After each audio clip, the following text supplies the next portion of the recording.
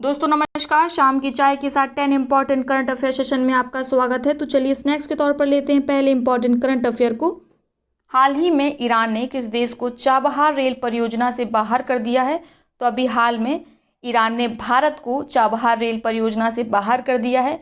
2016 में भारत और ईरान के मध्य इस परियोजना पर हस्ताक्षर हुए थे, लेकिन यह ट्राइलेटरल परियोजना है, त्रिपक्षीय परियोजना है। इसमें 3 देश शामिल हैं, प्यारा भारत शामिल है, ईरान शामिल है और अफगानिस्तान शामिल है। ये है Chabahar port, gulf of Oman के पास ईरान के तट पर। और ये भी जान लीजिए ये ग्वादर पोर्ट है पाकिस्तान का, जो चाइनीज़ इन्वेस्टमेंट से बना है।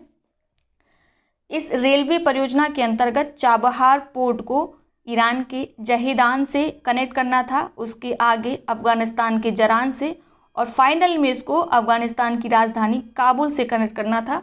लेकिन अभी हाल में ईरान ने भारत पर इल्ज़ाम लगाया है कि भारत ने फंडिंग में देरी की है, इसीलिए ईरान अकेले ही इस परियोजना को पूरा करेगा। ठीक है, तो याद रखिएगा। ये भी प्रश्न पूछा जाता है चाबहार पोर्ट कहाँ है, तो आपको याद रखना है ईरान में। ठीक है, हाल ही में अ सॉन्ग ऑफ इंडिया पुस्तक का विमोचन 20 जुलाई को किया जाएगा। यह पुस्तक किसके द्वारा लिखी गई है? अ सॉन्ग ऑफ इंडिया पुस्तक रस्किन बॉन्ड के द्वारा लिखी गई है। इस पुस्तक का विमोचन 20 जुलाई को प्रधानमंत्री नरेंद्र मोदी द्वारा किया जाएगा। हाल ही में किस संस्थान ने यूवी सैनिटाइजिंग डिवाइस शुद्ध विकसित की है? तो अभी हाल में आईआईटी कानपुर ने यूवी सैनिटाइजिंग डिवाइस शुद्ध विकसित की है। इस डिवाइस के द्वारा आप किसी भी कमरे को, मॉल को या भीड़ भाड़ वाले इलाके को बिना केमिकल लिक्विड सैनिटाइजर के सैनिटाइज कर सकते हो। ठीक है, क्योंकि जो लिक्विड सैनिटाइजर्स होते हैं उनके साइड इफ़ेक्ट भी हैं, लेकिन शुद्ध का कोई साइड इफ़ेक्ट नहीं है।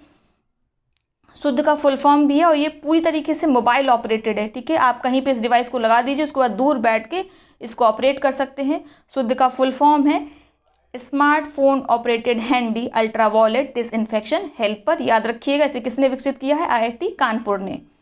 2020 के वॉन कर्मन पुरस्कार से किसे हाल ही में सम्मानित किया गया?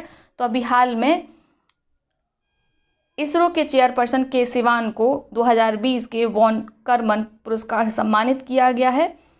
2005 में प्रोफेसर उडुपी रामचंद्र राव को सबसे पहले वॉन कर्मन पुरस्कार से सम्मानित किया गया था। तो ये नाम भी याद रखिएगा, इम्पॉर्टेंट है।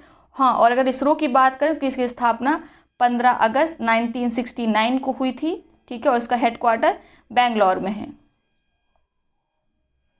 हाल ही में आंद्रेज डूडा किस देश के राष्ट्रपति नियुक्त हुए हैं? तो अभी हाल में दूसरी बार पोलैंड के राष्ट्रपति बने हैं आंद्रेज डूडा। पोलैंड की कैपिटल वार्सा है, याद रखिएगा। वर्ल्ड यूथ स्किल्स डे, विश्व युवा कौशल दिवस किस दिन मनाया जाता है? यह मनाया जाता है 15 जुलाई को।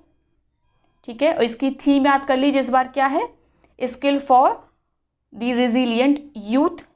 रिपीट कर देते हैं, skill for the resilient youth.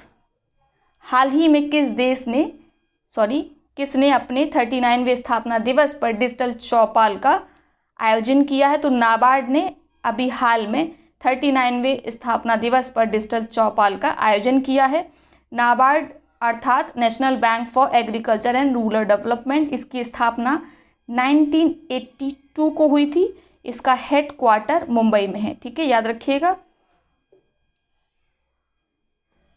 हाल ही में किस भारतीय व्यक्ति ने एक पैर से 101 बार कूदकर गिनीज वर्ल्ड रिकॉर्ड बनाया है? तो अभी हाल में सोहम मुखर्जी ने दुबई में एक पैर से मात्र 30 सेकंड में 101 बार कूदकर गिनीज वर्ल्ड रिकॉर्ड बनाया है।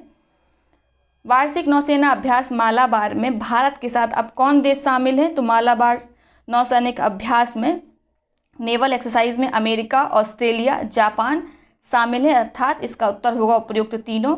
यदि हम मालाबार नेवल एक्सरसाइज की बात करें तो ये 1992 में 1992 में शुरू हुई थी और उस समय यह द्विपक्षीय थी, बायलेटरल थी। इसमें भारत और अमेरिका शामिल था, लेकिन 2015 में इसमें जापान शामिल हो गया और ये ट्राइलेटरल हो गई।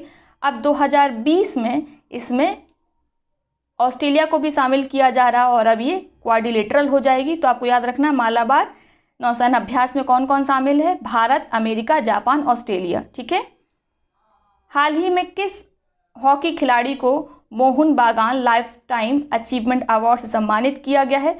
तो अभी हाल में अशोक कुमार को मोहन बागान लाइफ टाइम अचीवमेंट अवार्ड सम्मानित किया गया है। ये हैं अशोक कुमार, ये हॉकी के जादूगर कहे जाने वाले मेजर ध्यानचंद के बेटे हैं और ये भारतीय हॉकी टीम के पूर्व कप्तान भी हैं।